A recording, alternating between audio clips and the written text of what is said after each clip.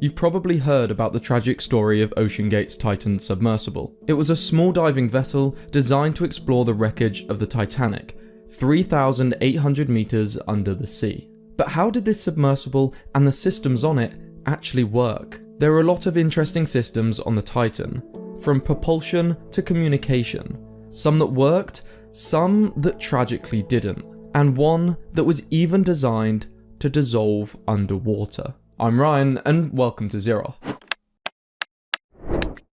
This channel normally focuses on sustainable energy and transport, but given that this was an electric vessel that operates out at sea, where a lot of energy projects are now being deployed, I thought you'd probably find this interesting. Let's start with a quick overview. The Titan submersible was designed to go as far as 4,000 meters underwater. The pressure that deep is equivalent to an elephant standing on one leg, and then 226 more elephants climbing on top. This pressure, combined with the darkness, cold, and difficulty communicating with the surface, are part of what makes deep sea exploration so difficult. The whole system weighed approximately 10 tons and was primarily made of a few core components, the largest of which was the carbon fiber hull, which was the eventual failure point of the vessel and sadly resulted in all those aboard losing their lives. The hull was 5 inches thick. Repeated exposure to high pressures meant that on the 7th dive to the Titanic, it imploded.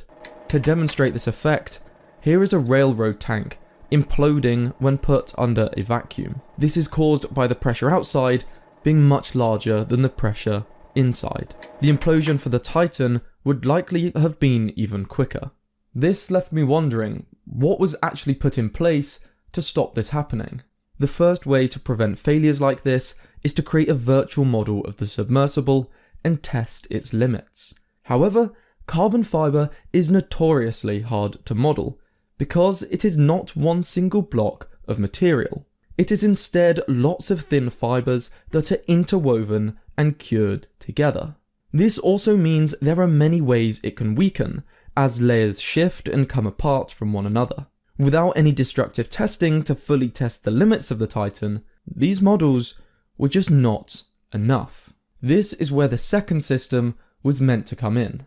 Aboard the Titan, there was a real-time acoustic monitoring system, which OceanGate claimed could detect buckling of the carbon fiber hull prior to a catastrophic failure. According to a patent held by OceanGate's CEO Richard Stockton Rush, this used multiple small sensors such as ultrasonic microphones and strain gauges to monitor vibrations in the carbon fiber.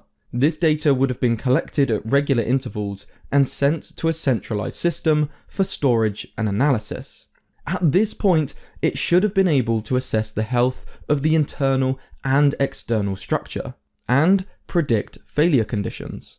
However, this type of testing is a relatively new field and clearly wasn't enough in hindsight. In fact, an open letter from the Marine Technology Society said they had concerns the Titan design could result in catastrophic negative outcomes. Not only was the use of carbon fiber concerning, but so was the tubular shape, which is much worse than a sphere at distributing the pressure from the weight of the ocean. Next, we have the end caps of the Titan, which were made from titanium and secured onto the main hull using 18 bolts, giving passengers no way to get out from inside. The viewing window was also reportedly made from a material that was only certified down to 1,300 meters, just a third the depth of the Titanic. These components were all tested together on a 1/3 model in collaboration with the University of Washington, at which point an ex-employee called David Lockridge expressed concerns that the scale model of the sub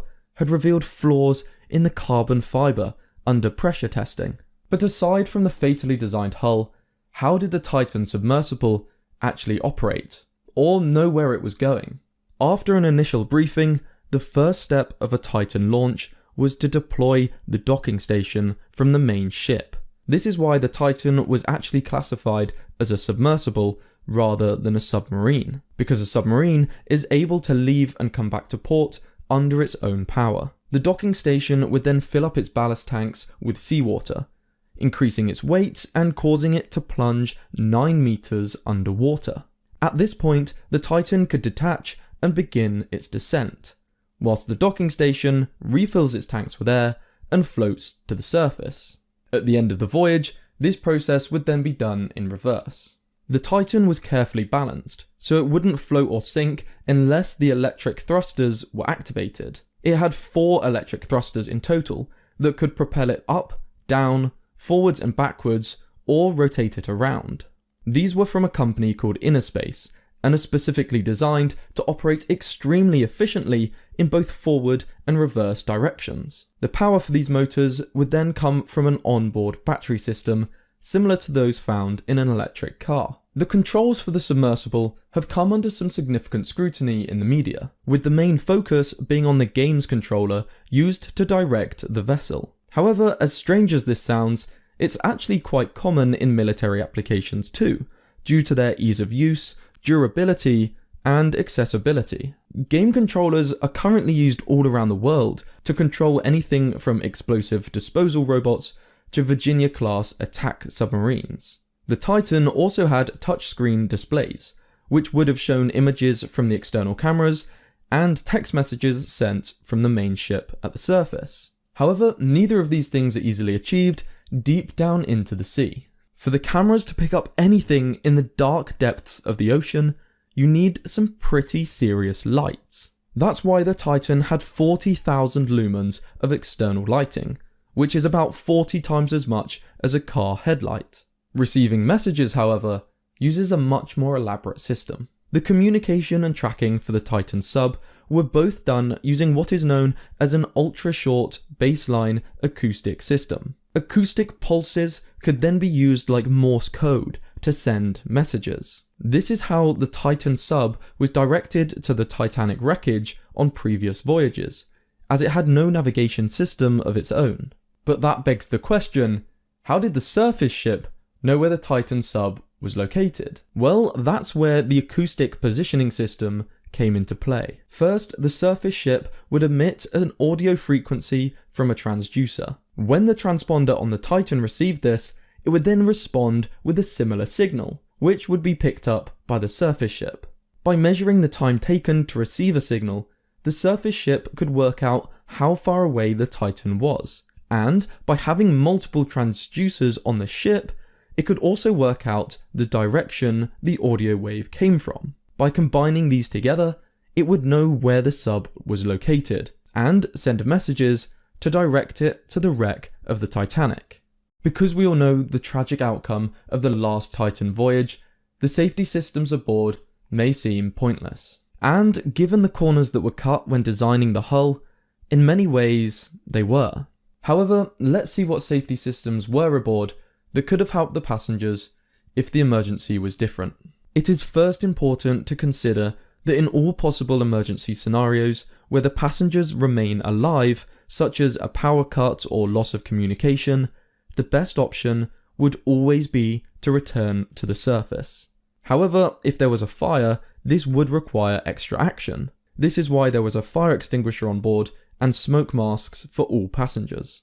Because resurfacing would have been the priority, there were 7 systems aboard to help the Titan reach the surface. These included powering the electric thrusters, inflating an air balloon, and dropping lead weights. However, one of these systems was actually a dead man's switch. This means that it would have worked even if everyone aboard had passed out. This dead man's switch was made using a material that would dissolve when exposed to the salt water. This meant that after around 10 hours of diving, the material would completely dissolve and release sandbags from the bottom of the sub. Because of this lost weight, the sub would have buoyancy and start floating towards the surface. None of these safety systems would work, however, if the Titan didn't have a fresh supply of breathable air. The key requirement for that is to provide oxygen to the hull and remove carbon dioxide. The oxygen was supplied by onboard tanks, and the carbon dioxide was likely removed by a CO2 scrubber. A common choice for this is sodium and calcium hydroxide, which trap the CO2 in a chemical reaction to ensure the air is breathable. This tragedy really shows that the ocean must be respected during all projects within it, from energy to exploration. I hope from all of this that you learned something new and found this video interesting. If you did, I'd really appreciate you subscribing to my channel, as you'd probably like some of the other videos I make, like this one about a new micro hydro turbine.